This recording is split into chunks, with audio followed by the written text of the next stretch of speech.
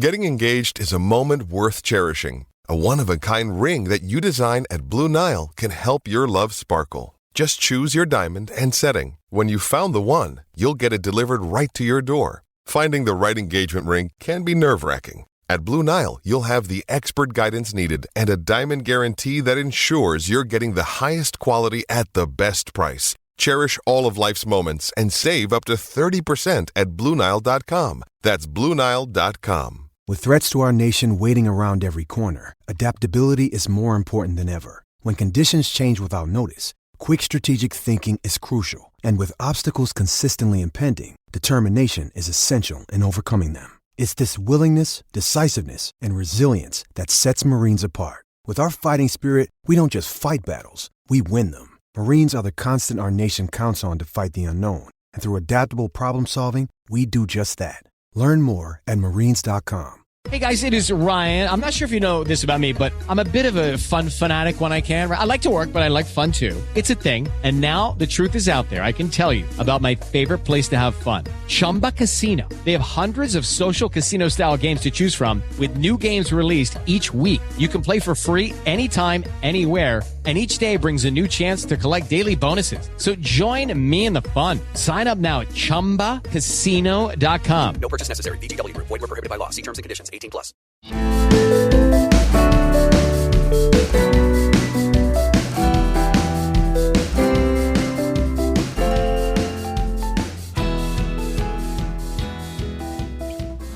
Remember when football dominated the sporting landscape? Sure, there was still rugby, cricket, athletics, horse racing, boxing and others, but it was football, football, football.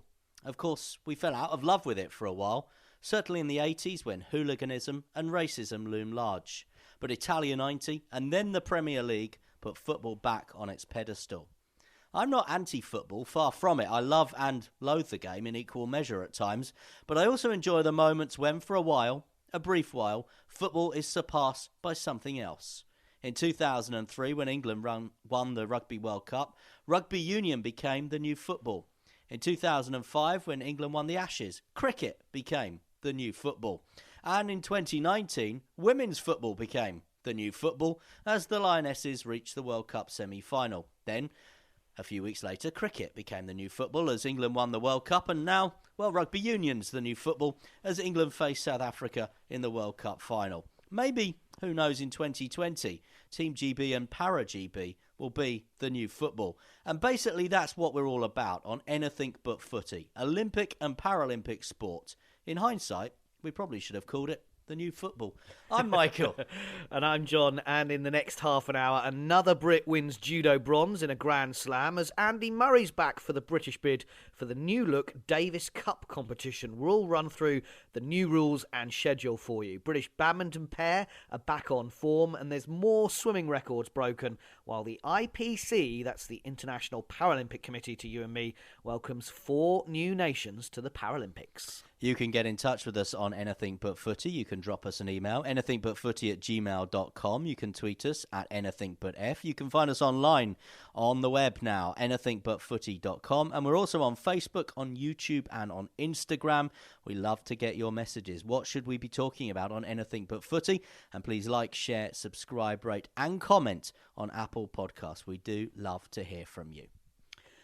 So, the big news this week, Michael, once again, is the whole fallout from Alberto Salazar and Nike.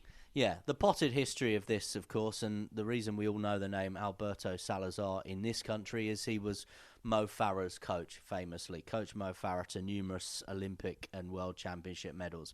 There's been a 4-year investigation by US anti-doping authorities about Alberto Salazar and the Nike Oregon project. This was the long-distance running centre that essentially he ran in the United States. Now, the conclusion of that is that he's been banned for various doping offences in the last few weeks and won't be able to play a part in athletics for the foreseeable future. Now, Mo Farah actually split from Alberto Salazar. So, you know, as everyone has always said, and I think it's quite right to continue to say, is that this doesn't affect what Mo Farah is doing currently in terms of him trying to establish himself as a world-class marathon runner. But this is just the latest scandal for Nike, who obviously put their name above the door. This was their project. Alberto Salazar was their man. And it came hot on the heels of this alleged gender discrimination as well, which Nike were involved in, where some leading athletes, people like Alison Felix, who should be a name up there in the world of track and field with Usain Bolt for what she's achieved, she obviously came out along with others to say that when they were pregnant, they weren't getting paid what they were getting paid when they weren't pregnant. So there's been 1, 2, 3, 4 different scandals involving Nike. More over the years. You could go back to Tiger Woods, who was a Nike athlete, of course, as well. And I think it's just got a little bit too much. The heat has been very much on, shall we say, Nike in the last few weeks. The Nike Oregon project's been closed. The website's gone. The social media accounts have gone. There was an Alberto Salazar fitness building at I presume that's just called the fitness building now. There was, back in the day, another scandal Nike were at the heart of, a Lance Armstrong building there. That, again, is probably just known now as the building. They've taken Lance Armstrong's name off. And I guess this has gone right to the top, and their CEO, Mike Parker, has stepped down after 13 years in charge. Well, it seems like Nike have finally listened to their own slogan, do the right thing. Yeah. Because, he's 13-year tenure as CEO. He'd been at the company since 1979. And his backing of Salazar, even after, he was banned for 4 years for doping violations. And continuing to back them, because they are essentially going to fund the appeal process which is taking place. So they're still not really admitting that they think Alberto Salazar has done anything wrong, and that is an appeal process that, of course, will follow. Yeah, and he said that Nike knew nothing as they eventually closed that project down, that you rightly say. But you're right, his leadership is now coming to an end, and I just think it had to happen, that the noise was too much. There was too much damage to the brand, if you like. Brand, as we've talked about on Anything But Footy in various episodes, is so important these days. It's why we've got our own flashy new mic muffs that we're talking into with Anything But Footy on. It is the brand, and you have to protect it. And they were being criticised left, right and centre. And so have their ambassadors. Again, it's something we've talked about in the last few weeks. People who are paid by Nike to say nice things about them have been criticised because of, them. They haven't been able to do that. And, they've stuck by it. And I think it's the right decision. And it'll be interesting to see the new guy coming in, John Donoghue, who is a current Nike board member and a CEO of what they're calling the Cloud Computing Company Service now, it's called. Catchy.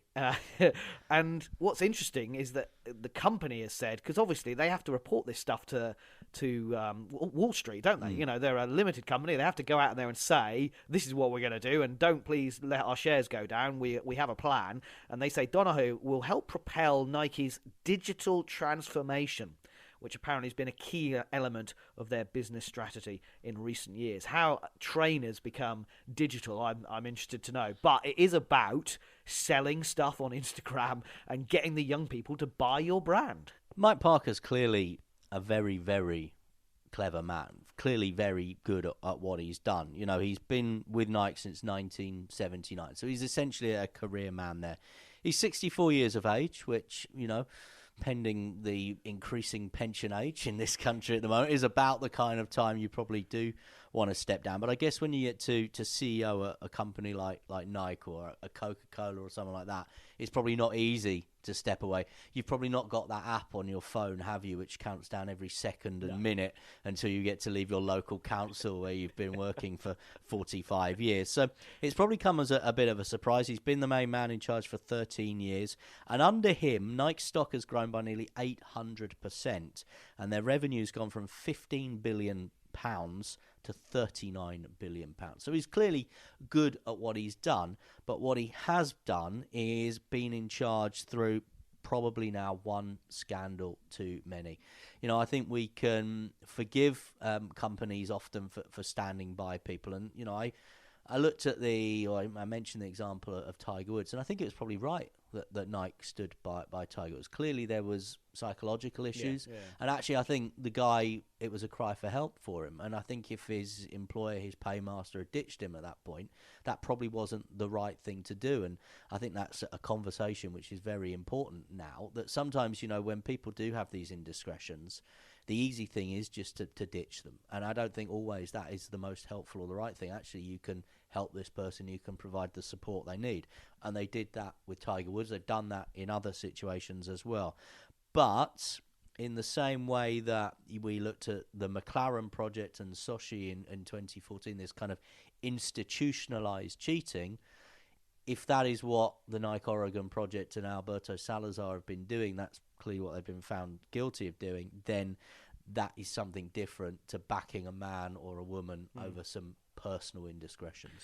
It's interesting because Parker has said the change in leadership is absolutely nothing to do with the Salazar situation or any other issue, and he will become executive chairman. In a note to employees, apparently said, "I strongly believe the best way for us to evolve and grow as a company is to bring in a phenomenal talent to join our team who has long been part of the Nike family," and he's obviously talking about John Donoghue there. So, look, good luck to John Donoghue. Look, the brand, we'll be honest, it's not all wrong. They make amazing trainers. I don't think all these scandals probably affect people's decisions on the high street. I think when you go into your high street retailer or you go online to buy your trainers or your sports stuff, you're not thinking, I'm going to avoid them because Alberto Salazar's been found guilty of doping offences. So I don't think it'll have a massive impact.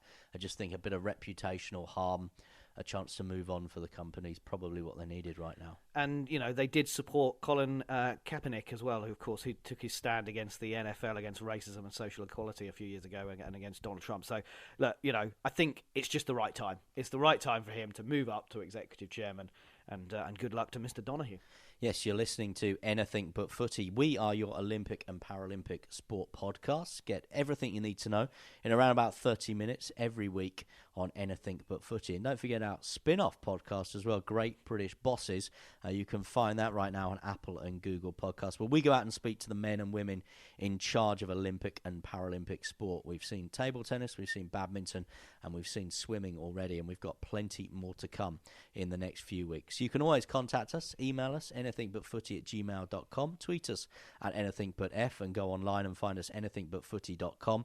We're also on Facebook, on YouTube, and on Instagram. Let's round up some other stories then from the world of Olympic and Paralympic sport this week. Chelsea Giles has won bronze and, importantly, Tokyo 2020 Olympic qualifying points in judo's Abu Dhabi Grand Slam. She's the current European bronze medalist, and she lost to the current Olympic and European champion. Andy Murray is back in Britain's Davis Cup team as they prepare for the new World Cup type event in November in Madrid. The competition of 18 countries will follow a round-robin format before the winners of each group, along with the next top two teams, advance to the knockout stages. Now, the ties will feature 2 singles and 1 doubles rubber, all of which will be the best of 3 tie-break sets. So it's all very different from the Davis Cup, a lot quicker. Maybe I suppose you could say a version of 2020 in terms of cricket. And Andy will line up along with brother Jamie, the new British number 1, Dan Evans, and Neil Skupski as well. And the 2015 champions are in Group E, Great Britain along with Netherlands and Kazakhstan.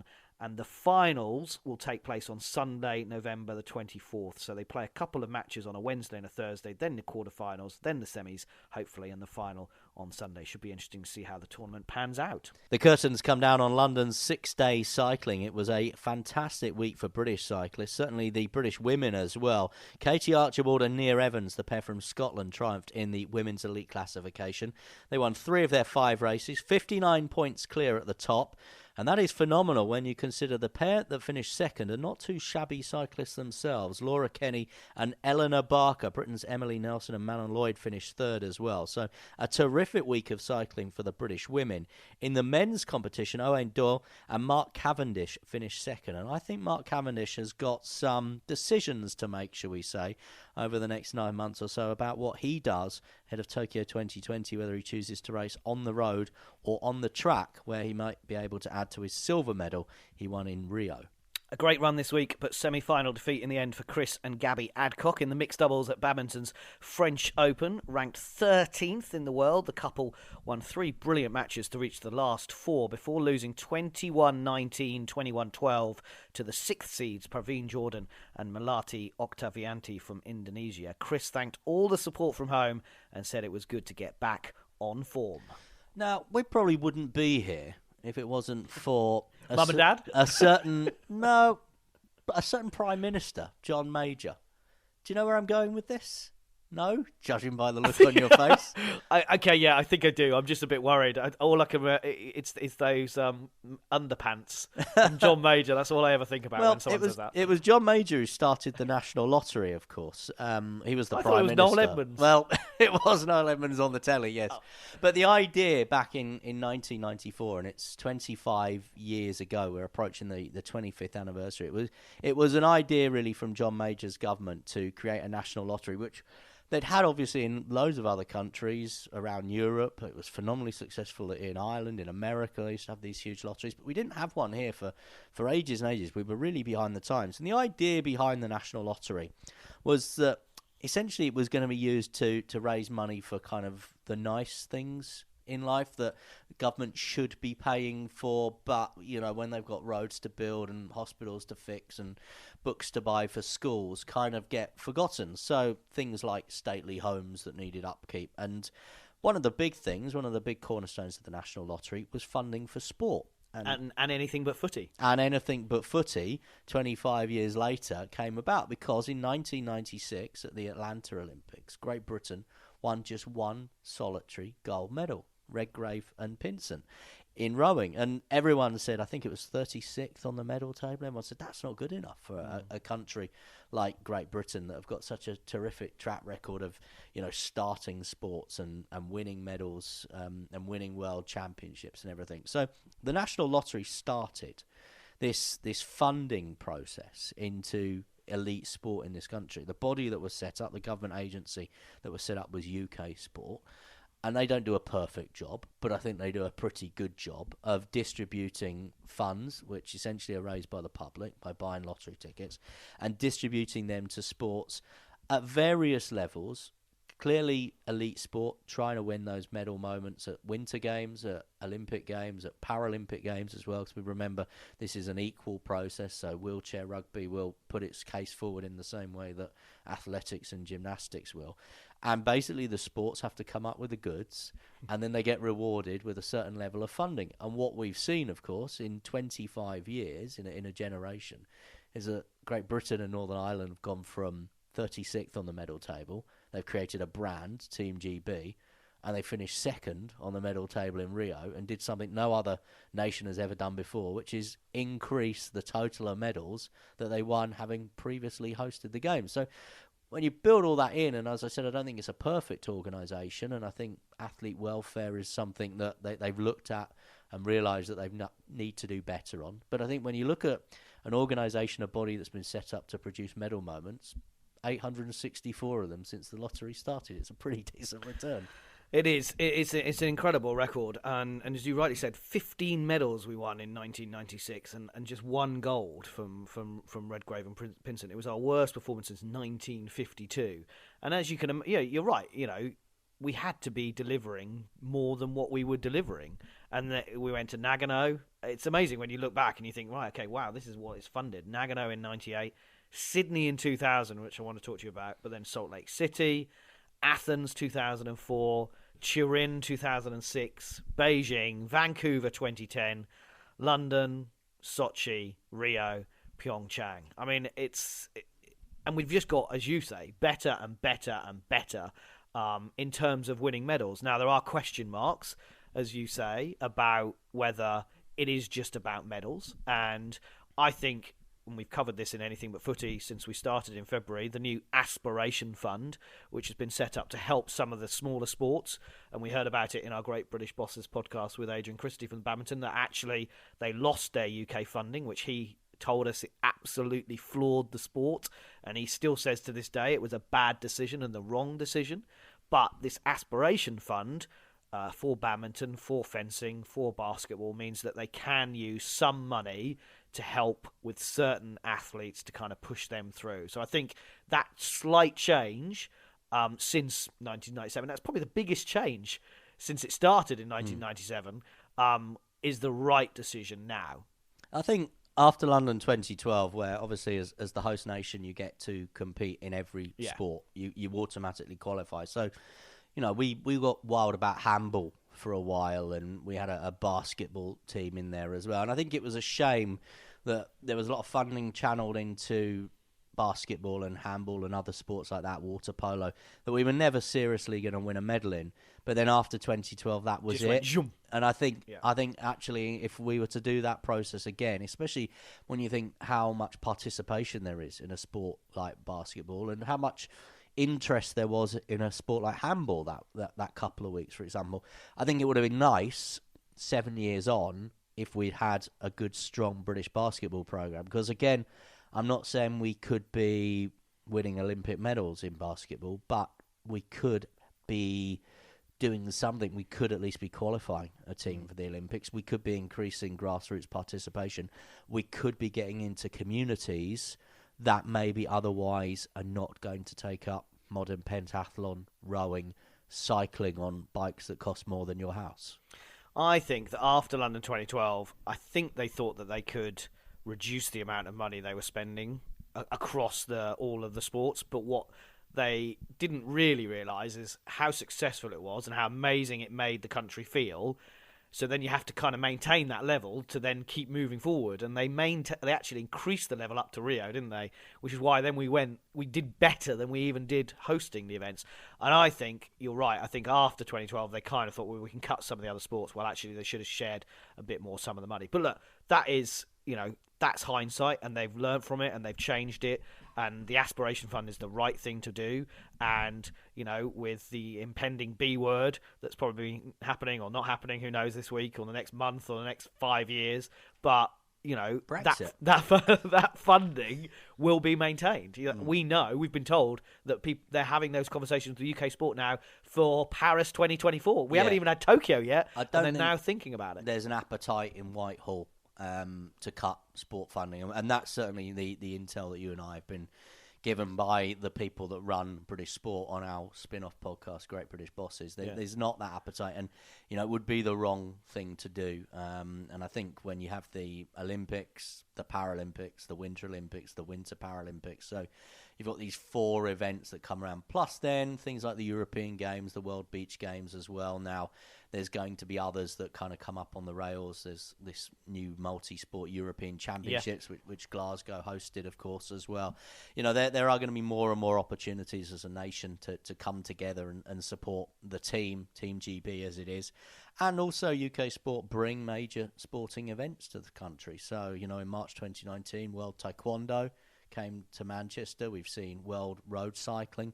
Again, UK Sport helped back that. Bringing those people out into those arenas, onto those streets to watch those sporting events, that is all about what London 2012 was about, inspiring future generations, getting school children, getting people a bit fitter. And I've said this before on previous episodes, but you see every town and city in the country has its own 10K run or half marathon or triathlon or something these days. All those things I think are fantastic for that bigger picture of just getting people out active and doing something. Yeah. And I think it's interesting with the lottery, and it started, as you say, 97 really for the Olympics, for the Olympic money and Paralympic money. Sydney, so 3 years later? I mean, it's 20 years ago now. We'll have to do a special pod on Sydney because I think Sydney was one of the best games. But these, we won 1 medal, Redgrave and Pinsent, in 96. 4 years later, the Summer Games, a total of 28 medals, 11 were gold. And I just thought it was worth mentioning those gold medalists from Sydney because, again, it showed how far we've come. And I think they're names that most people will recognise. So Jason Queally in the cycling. It totally changed. We talked about it in the last pod about Chris Boardman coming through in Barcelona in 92. But Queally was the start of this funding era, and British cycling have just gone on from there. Richard Folds in the shooting. Cracknell, Foster, Pinsent and Redgrave in the rowing obviously go down in history. Denise Lewis in athletics, the men's 8 in the rowing as well. Attrell, Dennis, Douglas, Hunt Davis, Gruber, Lindsay, Scarlett, Trapmore and Kieran West. Jonathan Edwards in athletics.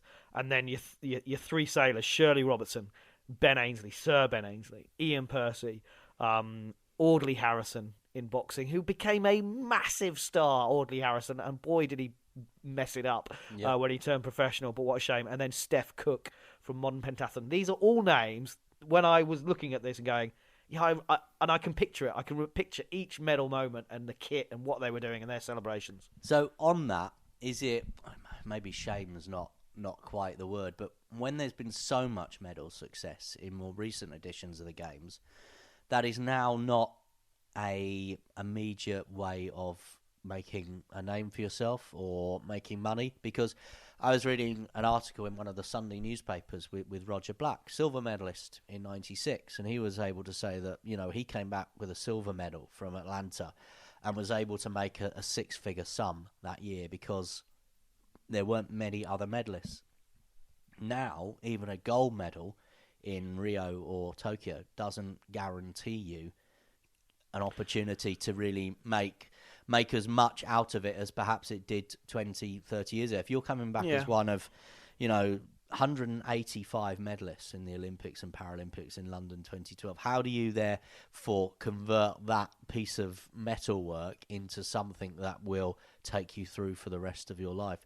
That opportunity's probably not there, whereas all those people you named in Sydney are probably still making a living off the fact they won that medal in Sydney, but there will probably be medalists from Rio, British medalists from Rio, that have struggled since, just because there is such a volume of medalists. It doesn't even guarantee you a place on Question of Sport these days. I think that's fair, and I think it probably goes back to why you compete in sport. If you want to compete in sport because you want to do it for the rest of your life and you want a career after it, then yeah, you are now, because you win so many medals, you're not going to do that necessarily, and you have to be the best that you can be, or change the way that you do. Like what Laura Kenny has done. You have to now be a multiple gold medalist, Olympic medalist to make that breakthrough with the general public. Otherwise you entered your sport for the glory of it. You've got a limited period of time to, and you're well funded while you're doing it, and that's what the UK Sport National Lottery model is all about. It means you don't have to go and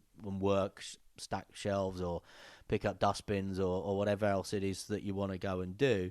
But trying to then find your way in the world afterwards can be difficult now, because you are one of an increasing pool of people with your talent. And maybe it goes back to, we talked about how the biggest change in UK sport was this year with the Aspiration Fund. Moving forward, maybe some of that funding needs to help people have a career afterwards, because you win because you're winning so many medals, as you say, you can't then rely on them to be media stars or personalities or whatever. You have to then try and help them retrain, or go and do what they want to do moving forward. And there's lots of transferable skills. So if you've won an Olympic medal, you've done that through hard work and dedication.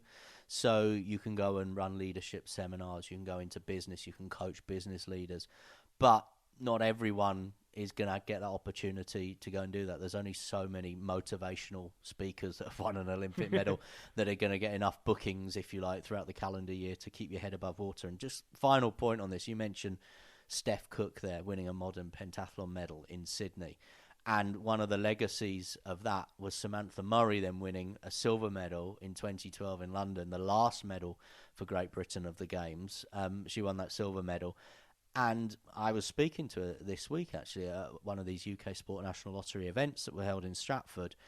And she's kind of struggled, I think, a little bit to find her feet as to what to do next. Now, she'd won a silver medal in '96. She'd be in the situation Roger Black's in, where, in this article about his finances, he lives in £1 million plus house in Surrey and can earn a six-figure salary every year because people remember him because he was one of the few at that point. Samantha Murray's trying to carve out her next career, 7 years on from winning an Olympic silver medal. And that, as you say, is maybe where UK Sport National Lottery funding might be able to help that next generation, whether that's helping with leadership, whether that's going into coaching, administration of sport. I just think sometimes we just cut these athletes off, and we should be bringing them in to try and, get involved in the administration of their sport. Just before we move on, I've thought of two things. Firstly, Christmas game. Can you name anyone who won a medal in Atlanta apart from the gold medalists? Because you've mentioned Roger Black there. I think Jonathan Edwards won silver. Yep. In the triple jump in Atlanta, but Ben Ainsley. Did he? Yeah, I think he won silver, didn't he? Or Ben Ainsley, I think, won his first gold. I tell you what, it's a Christmas game, so it's that, and also, it's go back and look at who of those medalists for Britain, those 15 medalists, did they then get better because of funding? that came in, did they then go and win more medals? Jonathan Edwards obviously did. Benazzi won silver, didn't he? Behind Shite of Brazil, because then he won his 4 golds. So Sydney was his first gold. Yeah. So he got better. Jonathan Edwards got better because of the funding. What I love about Roger Black, very quickly, is that he always tells that story of he was up against Michael Johnson. He was never going to win. So there was no point racing Michael Johnson. He just went for that silver medal. And as he's proved, it was well worth it. Yeah, well worth it. You're listening to Anything But Footy, your unashamed Olympic and Paralympic sport podcast. Ready, Steady, Tokyo continues with the official 2020 Test of 8 taking place for the canoe slalom. British canoeing's 4 Olympic team members, because they've been named, of course, a few weeks back, all took part. Mallory Franklin returned to winning ways with a C1 gold. Great news for her. Kimberly Woods was an agonisingly 4th place in the K1. Bradley Ford's Cryan was 7th, and Adam Burgess made the semi-final. And Joe Clark, again, you caught up with him this week, a gold medalist from Rio, and he's first reserve. So he's still got a chance of going to Tokyo. As it is, because of their first past the post system, which has worked phenomenally well for British canoeing, we have to say, means at the moment Joe Clark's not there. As I understand it, he was offered the opportunity to maybe go and compete in another boat, but he's turned that down because he said, I wouldn't win a medal in that. So I get that. If he was to pick up a really bad injury doing something that he wasn't going to get a medal in, he's still quite young. He'll have another Olympic cycle in him as well. So I understand why he's made that decision. Nice to know that he just didn't want to go on holiday to Tokyo for a couple of weeks. Yeah, exactly. And I think that says quite a lot about the guy. And, you know, we're 9-10 months away from an Olympic Games. A lot still could happen. Talking of Olympic Games, we've won another medal, which might sound a little bit surprising as we talk, but yes, we've won a bronze medal in bobsleigh. John Jackson, Joel Fear, Bruce Taskett and Stuart Benson will finally receive their Sochi 2014 bronze medal at the Team GB Ball at the end of November. It follows the disqualification of 2 Russian crews following doping offences that all came out, of course, with the McLaren report. So it's been a long time coming. Obviously, the bigger picture for bobsleigh was it's missed out on funding because at the time, of course, it didn't get that medal. It then performed very poorly in Pyeongchang. The men finished 17th and 10th. The women finished 12th and 8th. And actually the crew that were best of all with the women had no funding at all going into the games. So, you know, they have had their funding cut. They've had some decent results recently. World Championships in March. Brad Hall and Nick Gleeson finished 4th. But if that bronze medal had been a bronze medal at the time for GB, they would have got more money potentially going in, not definitely, but potentially going into 2018. Those results might have been slightly different. So, you know, those doping offences, that cheating by Russia has affected bobsleigh in this country for probably 10 to 15 years. The International Paralympic Committee has welcomed 4 new members this week. It's been the 2019 IPC General Assembly in Bonn, and the National Paralympic Committees of Kiribati, Maldives, Malta and Paraguay were all officially ratified and welcomed to the family on the first day of the General Assembly. It means the IPC's membership has now increased to 205. That's 182 NPCs, and all this as celebrations have been taking place all week for 30 years of the movement. Lady Tanni Gray-Thompson, who won 11 golds at the Paralympics, has been telling us this week that she used to perform in front of 3 people. And as we said a few weeks ago, more than 250,000 tickets already sold for the Tokyo Paralympics next year. How far we have come.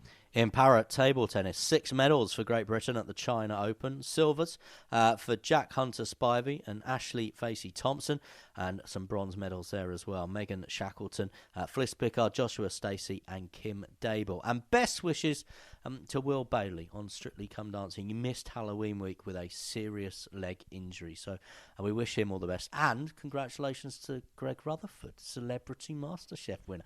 I don't know whether that's a full topic on Anything But Footy, but we like Greg, so well done, Greg. Also, congrats to Steph Twell, the British 10,000 metre champion, who set a new Scottish record for the marathon, beating Liz McColgan's 1997 time. In her first race over 26.2 miles, the European bronze medalist in the 5,000 metres from 2016 finished 8th in Frankfurt and ran a time of 2 hours, 26 minutes and 40 seconds, taking 12 seconds off the record. It's an Olympic qualifying time as well. The 30-year-old hoping to make her third appearance at the Games next summer. In what event? We will wait and see. And we've had the first man under 2 hours in the marathon, Adam Peaty's own Project 56, where he became the first man to swim under 57 seconds in the 100 metres breaststroke. Now, Australian Minna Atherton has become the first woman to swim under 55 seconds in the 100 metre backstroke. The 19-year-old clocked 54.89 in the Budapest round of the new International Swimming League, where Britain's Peaty and James Guy competed for the first time for their team London Raw. She only won a silver medal at the World Championships earlier this year, Atherton, so a great performance from her. Peaty also set the fastest time of the year in the men's 100 metre breaststroke, and he said about the new event, "I live for the team. This is a new generation of swimming. It's compact, it's tight, and it's just an amazing experience." And if you want to hear more about Peaty and why he's the Usain Bolt of swimming and should be Sports Personality of the Year, find it in our Great British Botters podcast with British Swimming Chief Exec Jack Buckner. You can download it now on Apple and Google Podcasts. 864 medals since Nagano in 1998 and through Sydney, Salt Lake City, Athens, Turin, Beijing, Vancouver, London, Sochi, Rio and Pyeongchang. In 2020, it's likely that one member of Para-GB probably will notch up medal number 1,000. A remarkable achievement since lottery funding began back in 1997. You can contact us, email us anythingbutfooty@gmail.com, on Twitter anythingbutf, and online anythingbutfooty.com, on Facebook, on YouTube and on Instagram as well. The new football? The Olympic and Paralympics, of course.